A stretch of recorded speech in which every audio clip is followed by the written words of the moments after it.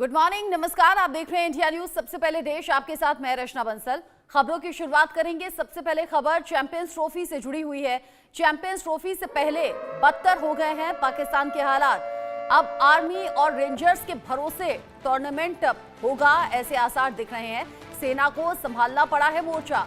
Army और rangers की तैनाती को मिली है हरी झंडी। सुरक्षा की स्थिति खराब होने के कारण सेना और रेंजर्स की तैनाती की खबर मिल रही है। पाकिस्तान को इस महीने की 19 फरवरी से आईसीसी चैंपियंस ट्रॉफी 2025 की मेजबानी करनी है।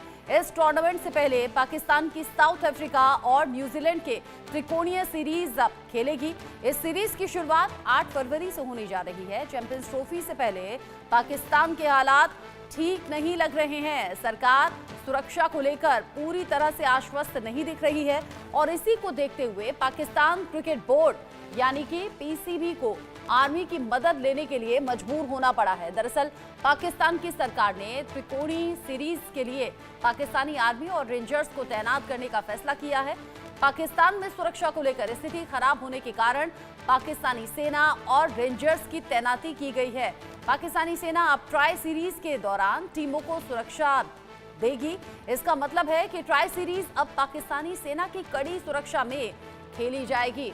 जिस तरीके से चैंपियंस ट्रॉफी को लेकर पिछले दिनों टकराव की स्थिति रही, भारतीय टीम ने जाने से मना कर दिया। पाकिस्तान अपनी सफाई में दलीलें पेश करता रहा, लेकिन पाकिस्तान के हालात अब खराब नजर आ रहे हैं और यहां आर्मी और रेंजर्स के भरोसे टूर्नामेंट नजर आ रहा है। इसको लेकर बात हम करेंगे। मेरे साथ में जुड़ गए हैं स्पोर्ट्स एडिटर मनोज जोशी, साथ ही साथ group captain retired UK Devnath sir मेरे साथ में जुड़ गए हैं, जो कि डिफेंस एक्सपर्ट के तौर पर हमारे साथ मौजूद हैं। सबसे पहले मनोज जी, मैं आपका रुख कर रही हूँ। पाकिस्तान में चैंपियंस ट्रॉफी की मेजबानी होनी है, मुकाबले कड़े होंगे, दिलचस्प होंगे, लेकिन होंगे कैसे? जो हालात अभी के नजर आ रहे हैं, पिछले ही दिनों आप बता रहे थे कि खंडहर जैसे हालात हैं, स्टेडियम्स तैयार नहीं है। अब सेना और रेंजर्स के भरोसे टूर्नामेंट होगा क्या? देखिए रचना, बड़ा वाजिब सवाल है और ये क्योंकि बहुत चिंतनीय भी है, चिंता की बात भी है, क्योंकि वहां पर हालिया जो घटनाएं हैं इतनी ज्यादा शर्मनाक रही हैं। क्वेटा में, जैसा कि आप अक्सर बताती रहती हैं बुलेटिन्स में, क्वेटा में नवंबर में जो 55 लोग मारे गए एक विस्फोट में, उसके अलावा जो वहां पर खैबर का कुर्रम क्षेत्र है वहां पर 54 लोग मारे गए वहां पर। उसके अलावा कराची जो वेन्यू है, एक उस वेन्यू पर इस तरह के हादसे हुए। चीन के जो 2 नागरिक थे उनको जिन्ना जो एयरपोर्ट है वहां पर उनकी हत्या कर दी गई। तो वहां सुरक्षा के नाम पर जो है जो हालात हैं वो बहुत ही कई तरह के सवाल खड़े करते हैं। Centre for research and security studies की अगर आप रिपोर्ट्स देखें, ये हमारा संगठन नहीं है, हिंदुस्तान का नहीं है, ये वहां का पाकिस्तान का एक संगठन है CRSS। उसकी जो रिपोर्ट है वो बहुत डराने वाली है और उसमें बहुत साफ तौर पर बताया गया है कि 1600 से ज्यादा जो है आम नागरिक जो है अकेले 2024 में मारे गए हैं। ये संख्या और भी ज्यादा हो सकती है। ऐसे भी इस संगठन ने उम्मीद जाहिर की है कि इस तरह की जो है घटनाएं इतनी ज्यादा हुई हैं कि सुरक्षा कर्मियों के लिए बहुत बड़ी चुनौती खड़ी हो गई है। तो ऐसी स्थिति में अगर 15,000 सुरक्षा कर्मी या इससे ज्यादा सुरक्षा कर्मी अगर तैनात किए जाते हैं इन स्टेडियम पर, तो मुझे कोई आश्चर्य नहीं है। ये जरूरी भी है क्योंकि हालात मुल्क के बहुत अच्छे नहीं है। जी, रह रहकर अब जो घटनाएं सामने आती हैं यूके देवनाथ सर, पाकिस्तान जो कि अपनी ही बेबसी पर कई बार रोता हुआ नजर आता है। जो आतंक बोया उसे अब काट नहीं पा रहा है, अंदर से खोखला लगातार पाकिस्तान हो रहा है। अब जब यहाँ चैंपियंस ट्रॉफी की बात है, भारत तो अपना फैसला साफ कर चुका था, ये अपने फैसले पर अड़ा हुआ था कि हम पाकिस्तान नहीं जाएंगे, और अब तो वो फैसला बिल्कुल ठीक साबित होता हुआ भी नजर आ रहा है, जहां पर खुद पाकिस्तानी सरकार ये इस भरोसे में नहीं है, ये आश्वासन उसे है नहीं कि हाँ कोई घटना नहीं होगी। सेना का सहारा लेना पड़ गया और साथ ही साथ तैयारियों को लेकर भी बहुत से सवाल हैं। जी हाँ रचना, पाकिस्तान की हालत हास्यास्पद है। मैं तो कहूंगा बहुत ही चिंताजनक है। वहाँ इंटरनल सिक्योरिटी जो है इतनी बुरी हालत में है कि दुनिया का कोई भी मुल्क अपनी टीम को वहां पर नहीं भेजना चाहता है। हमें याद होना चाहिए कि 2 साल पहले भी न्यूजीलैंड ने और ऑस्ट्रेलिया ने वहां पर जाकर मैच खेलने से मना कर दिया था, जबकि पाकिस्तान की सरकार ने अलग अलग तरह के आश्वासन उनको दिए थे। अभी भी हम देख रहे हैं कि लाहौर के गद्दाफी स्टेडियम में अगर सेना को और रेंजर्स को अगर सिक्योरिटी देनी पड़े, ये दिखाता है कि उनका इंटरनल एडमिनिस्ट्रेशन जो है वो एकदम चरमरा गया है। स्टेट पुलिस फेल हो गई है, जो उनकी फेडरल पुलिस या पैरामिलिट्रीज हैं वो भी फेल हो गई हैं। पाकिस्तान के जो आम अवाम है उनका भी अपना कॉन्फिडेंस जो है अपनी सरकार से पे से खो गया है। प्लेयर जो हैं वो सिक्योरिटी चाहते हैं। अब वहां पर न्यूजीलैंड की टीम आएगी, गद्दाफी स्टेडियम में खेलेगी, साउथ अफ्रीका की टीम आएगी। मैं आपको बता दूं एक और एसोसिएटेड एस्पेक्ट क्या है कि न्यूजीलैंड और साउथ अफ्रीका की टीम की जो मैनेजमेंट है, उनकी जो इंश्योरेंस करते हैं, उन्होंने भी ज्यादा प्रीमियम मांगना शुरू कर दिया है सेफ्टी कंसर्न्स की वजह से। तो ये दिखाता है कि पाकिस्तान एज ए मुल्क एकदम फेल्ड स्टेट साबित हो रहा है। जो देश अपने नागरिकों की सुरक्षा के लिए कुछ नहीं कर सकता, वो वहां पर जब विदेशी आएंगे तो उनकी नागरिकता को, उनके नागरिकों को किस तरह से सुरक्षा देगा। ना सिर्फ वहां पे चरमपंथी एक्सट्रीमिस्ट टेरर ग्रुप्स एक्टिव हैं, वरन पाकिस्तान में उनकी खुद की जो आवाम है वो भी बड़ी अजीबोगरीब और इनडिसिप्लिन्ड तरीके से व्यवहार करती है। हमने कितने मौके देखे हैं पिछले 10 साल में, जब खेल के दौरान अगर पाकिस्तान की टीम हार रही है तो वहां के जो स्पेक्टेटर्स हैं वो मैदान में घुस आते हैं। हमने ऐसे भी कुछ वारदातें देखी हैं जब विदेशियों की टीम वहां पर आई और खेलने के लिए जा रही थी, तो जैसे ही विदेशी टीम होटल से बाहर आके स्टेडियम की तरफ जाने के लिए अपने बस में बैठी, तो लोगों ने उन पर बस पर पथराव कर दिया। यानी पाकिस्तान की हालत बहुत बहुत दयनीय है। जी, पाकिस्तान की हालत दयनीय है। जो स्थिति अभी है, ना तो वहां मेंटेनेंस पूरा हो पाया मनोज जी, ना वहां पर सुरक्षा के इंतजाम हैं। अब पाकिस्तान के पास फजीहत से बचने का कोई विकल्प है क्या? देखिए जी, आप समय पर आप जो अपने वायदे करते हैं, वायदे आप पूरे नहीं कर पाते। आप 4-4 डेडलाइंस का सम्मान नहीं कर पाते। अब आपने जैसे मुझे कहा कि आप इतने बजे आपको प्रोग्राम करना है 9 बजे, और मैं 9:30 बजे पहुंचूं, तो उसका कोई मतलब नहीं है। तो आपको जब स्टेडियम के तैयार करने के लिए 4-4 डेडलाइंस दी गई, उसका आप सम्मान नहीं कर पाए। और तो और उसके बाद जो है स्टेडियम आपने ये कहा कि हम हैंडओवर कर देंगे आईसीसी को 11 तारीख को। अब 11 तारीख की आप 15 तारीख बताई जा रही है। ये मजाक है क्या? ये टूर्नामेंट 19 तारीख से टूर्नामेंट शुरू हो रहा है, 4 दिन पहले आप आईसीसी को हैंडओवर करने जा रहे हैं, और वो भी तब जबकि आपने 11 तारीख का वायदा किया है। वैसे तो 11 भी अपने आप में बहुत देर है, बहुत देरी से आप उसको हैंडओवर कर रहे हैं। आपको ट्राई सीरीज जो है वहीं पर लाहौर और कराची में आयोजित करने की क्या जरूरत थी? प्लानिंग की इतनी गड़बड़ी है वहां पर। अब आप देखिए कि 14 तारीख को आपका फाइनल मुकाबला है जो कराची के नेशनल स्टेडियम में खेला जाना है, लेकिन आप घोषणा कर रहे हैं कि हम 11 तारीख को हैंडओवर कर देंगे। ये क्या मजाक है? आईसीसी जो है इस बात से क्या अनभिज्ञ है? मैं तो कहूंगा कि आईसीसी जो है खुद फंसा हुआ है बुरी तरह से, कि उन्होंने मेजबानी इनको सौंप दी है।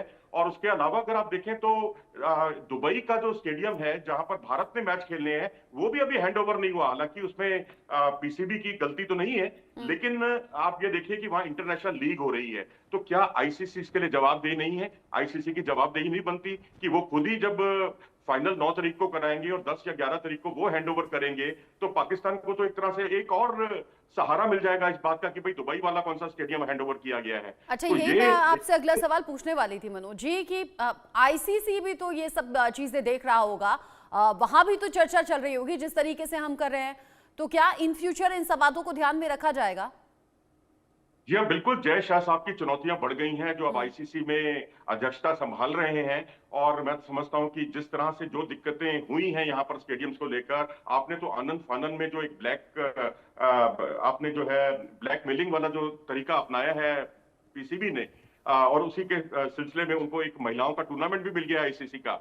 तो अब यहाँ ये सारी दिक्कतें आई हैं, ये तो वहां भी दिक्कतें आ सकती हैं। और दूसरी बात ये है कि आप हैंडओवर करेंगे 15 तारीख को, और जो फ्लड लाइट्स हैं या तमाम जो उससे जुड़ी हुई तकनीकी पक्ष हैं स्टेडियम से, उसमें अगर कोई ऊंच नीच रह जाती है या कोई गड़बड़ी होती है, उसका जिम्मेदार कौन होगा? क्या आईसीसी इतना बिका हुआ है पीसीबी के हाथों? मैं तो कहूंगा उसकी मजबूरी है, उसका वो फायदा उठा रहे हैं। भविष्य में वो जरूर ध्यान रखेगा इस बात को कि पाकिस्तान क्रिकेट बोर्ड को अगर कोई होस्टिंग राइट्स अगर वो देता है आईसीसी अपने किसी टूर्नामेंट के, तो 10 बार सोचेगा, और हो सकता है वो इस पर कोई बड़ा फैसला करे कि पाकिस्तान को जैसे 1996 के बाद कोई राइट्स मिले ही नहीं, जबकि 2008-2009 तक तो भारत भी जाता रहा है वहां, लेकिन उसके बावजूद उसे कोई 29 साल तक कोई कंपटीशन वहां नहीं हुआ। तो इससे ये जाहिर होता है कि आईसीसी अभी तक तो उनसे वाकिफ था उनकी असलियत से, लेकिन अब जो है मुझे लगता है कि शायद आगे आने वाला आईसीसी का टूर्नामेंट जो है महिलाओं का, उस पर भी 10 बार विचार करना पड़े कि क्या उनको अकेले देना है या उसके साथ कोई को होस्ट भी बनाना है। अच्छा यूके देवनाथ सर, अब यहाँ हम हिंदुस्तान में देखते हैं जब कोई बड़ी आपदा आ जाती है तब सेना के भरोसे चीजें छोड़ी जाती हैं या फिर सेना का जो सहारा है वो लिया जाता है, मदद ली जाती है वहां रेस्क्यू करने में। अगर पाकिस्तान में नौबत ये आ गई है कि आर्मी और रेंजर्स के हवाले अब टूर्नामेंट किया जा रहा है, तो इसे कैसे देखें? देखिए रत्ना जी, मैं गर्व के साथ कहूंगा कि भारत का हमारा जो एडमिनिस्ट्रेशन है, चाहे वो गृह मंत्रालय हो या कोई भी डिपार्टमेंट हो, वो बहुत ही चाकचौबंद बंदोबस्त रखता है हमेशा। भारत बहुत ही मेच्योर डेमोक्रेसी है और अगर आप देखें भारत में हमारे जो आईएएस ऑफिसर्स हैं, आईपीएस ऑफिसर्स हैं, हमारी जो स्टेट पुलिस डिपार्टमेंट हैं, वो बहुत ही एफिशिएंट और प्रोफेशनल हैं। जो सिविल इंटेलिजेंस डिपार्टमेंट्स हैं, चाहे इंटेलिजेंस ब्यूरो हो या अलग अलग स्टेट्स की जो शहरों में, गांवों में जो लोकल इंटेलिजेंस एजेंसीज होती हैं, वो बहुत अच्छा काम करती हैं, प्रोफेशनल हैं। तो जहां तक सिक्योरिटी का मामला है, भारत में बहुत रेयरली, कभी कभार आप दशकों में एक बार देखेंगे कि आर्मी को बुलाया जाता है। मुझे तो आखिरी बार जब आर्मी को इंटरनल सिक्योरिटी की, वो भी स्पोर्ट्स जैसे मौके पर बुलाया जा, मुझे तो कभी याद ही नहीं आ रहा। हाँ, नॉर्थ ईस्ट में या कश्मीर में आतंकवादी गतिविधियों को कंट्रोल करने के लिए फौज का सहारा लिया जाता है। पंजाब में जब डिस्टरबेंस बहुत ज्यादा खालिस्तानी आतंकवादियों का बढ़ गया था तो फौज को बुलाया गया था। लेकिन एक सिविल या नेशनल त्योहार मेरे को याद नहीं आता कि कभी भी एक प्योरली सिविल फेस्टिवल के दौरान हमें कभी आर्मी को सिक्योरिटी देने के लिए पड़ा। देखिए पाकिस्तान की दिक्कत क्या है मैं बता देता हूँ। पाकिस्तान की दिक्कत है कि वहां पर उनका जो एडमिनिस्ट्रेशन है, स्टेट एडमिनिस्ट्रेशन या फेडरल एडमिनिस्ट्रेशन, वो आजादी के बाद से ही हर चीज के लिए फौज की मदद लेता रहा है। चाहे वहां पाकिस्तान में आप जाएंगे, अजीब सा कुछ माहौल है। बीच बीच में तो वहां ऐसा नजर आता है कि वहां की जो पब्लिक सेक्टर अंडरटेकिंग है, पीएसयूज, पीएसईज और उनके पोर्ट्स, एयरपोर्ट्स, हार्बर्स, इंडस्ट्रीज, मैं सरकारी इंडस्ट्री नहीं, कई जगह तो मैं प्राइवेट इंडस्ट्रीज की हालत देख चुका हूं कि वो भी पाकिस्तान की फौज या पाकिस्तान की आर्मी ऑफिसर्स को अपने यहाँ पे एज एमडी या सीईओ बुला लेते हैं। ये दिखाता है कि उनके वहां पर जो टैलेंट का ग्रोथ है वो सही डायरेक्शन में नहीं हुआ। अभी आप देख लीजिए आईसीसी ने ये मौका क्यों पाकिस्तान को दिया था, क्योंकि ठीक है वहां बड़ी तादाद में लोग क्रिकेट देखने आते हैं। टिकट विंडो जो है, टिकट सेल्स जो है बहुत ही जबरदस्त होती हैं, ऑनलाइन ऑफलाइन बड़ी तादाद में टीवी राइट्स मिलते हैं। अगर पाकिस्तान के अंदर एक मैच किया जा रहा है और उस मैच में अगर पाकिस्तान की टीम खेलती है पाकिस्तान के अंदर किसी भी शहर में, चाहे लाहौर हो या कराची हो, तो जो टीवी में जो एडवर्टाइज राइट्स मिलते हैं बहुत ही शानदार होते हैं। आईसी ना सिर्फ पीसीसी वरन आईसीसी की भी बल्ले बल्ले हो जाती है। तो महज आईसीसी की मजबूरी ये है कि ठीक है उनको पैसा कमाना है। एक अनऑफिशियल कमेंट कर ही देता हूं कि दुनिया भर में जहां पे भी क्रिकेट खेला जा रहा है पूरी दुनिया में, वो शायद पाकिस्तान और हिंदुस्तान के जोशीले दर्शकों की पैसे से ही खेला जा रहा है। जी, हिंदुस्तान और पाकिस्तान में वाकई जोशीले दर्शक तो हैं ही और अहम मुकाबलों का इंतजार है ही। लेकिन मनोज जी, पिछले दिनों आप बता रहे थे कि ईंटें यहाँ वहाँ पड़ी हुई हैं, मिट्टी के ऊंचे ऊंचे टीले लगे हुए हैं, खंडहर जैसे स्टेडियम नजर आ रहे हैं। ये पिछले दिनों की बातें थी। अभी हालात कुछ बेहतर हुए क्या? ताजा तस्वीरें क्या कह रही हैं? देखिए ताजा तस्वीरें जो पीसीबी दिखा रहा है ना, वो तो जितना स्टेडियम मुकम्मल हुआ है, जितना तैयार हुआ है, वही दिखा रहा है, उसका तामझाम दिखा रहा है। मीडिया का प्रवेश जो है वर्जित कर दिया गया है, अंदर स्टेडियम में जा नहीं सकते क्योंकि वो उसकी आलोचना करेंगे, आलोचना उन्हें बर्दाश्त नहीं है।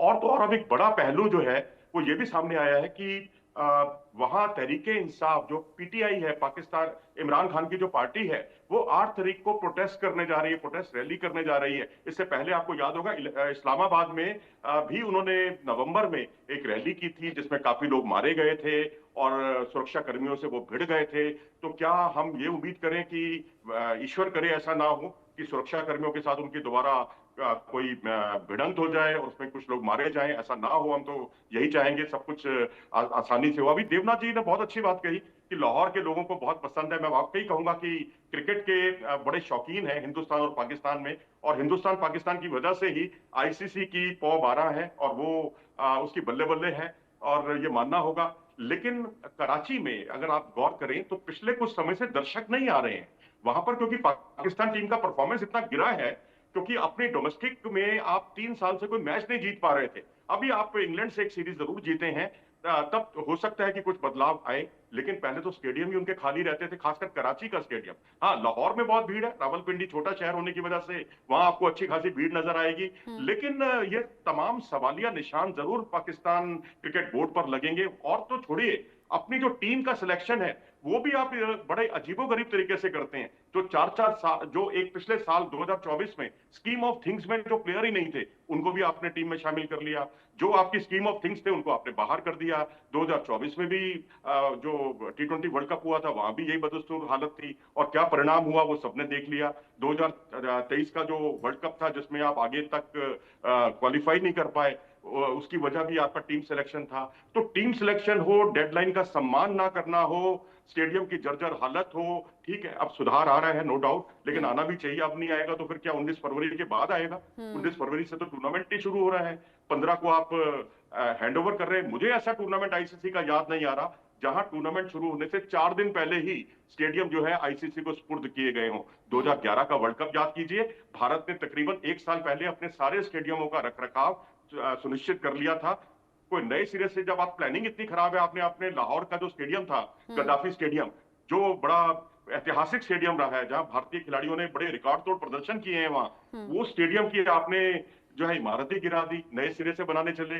अब आपको ये देखना चाहिए कि मैन पावर आपके पास है, आपका सारा काम मशीनी नहीं है, व्यक्तियों ने करना है, लोगों ने करना है। न्यूयॉर्क में भी स्थितियां बहुत अच्छी नहीं थी, लेकिन उनका मशीनी काम इतना परफेक्ट था कि पैसे के दम पर उन्होंने जो है बड़ा काम जो है 3 महीने में मुकम्मल कर लिया। लेकिन जहां लाहौर में स्थितियों को अपनी अंदर की जो स्थिति है उसका उन्हें आकलन पहले ही कर लेना चाहिए था, जो मुझे लगता है। और आपने जिस तरीके से बताया कि मीडिया की जानिब पर पाबंदी है, मुझे याद आया पिछले दिनों यूट्यूबर्स के गायब होने की खबर थी, क्योंकि वो पाकिस्तान के अंदरूनी हालात यानी कि सच्चाई दिखा रहे थे, और यहाँ भी कुछ ऐसा ही नजर आ रहा है। ताज़ा तस्वीरें कुछ ऐसी हैं जहां रंग रोगन का और बाकी मेंटेनेंस का काम अभी भी जारी है, जबकि बिल्कुल सर पर आ चुकी है चैंपियंस ट्रॉफी की डेट, और ऐसे में अलग अलग तस्वीरें बता रही हैं कि यहाँ मुश्किल पाकिस्तान के लिए खड़ी होने वाली है और फजीहत एक बार फिर से होगी। मनोज जी, यूके देवनाथ सर, बहुत शुक्रिया आप दोनों का मेरे साथ में इस खबर पर जुड़ने के लिए।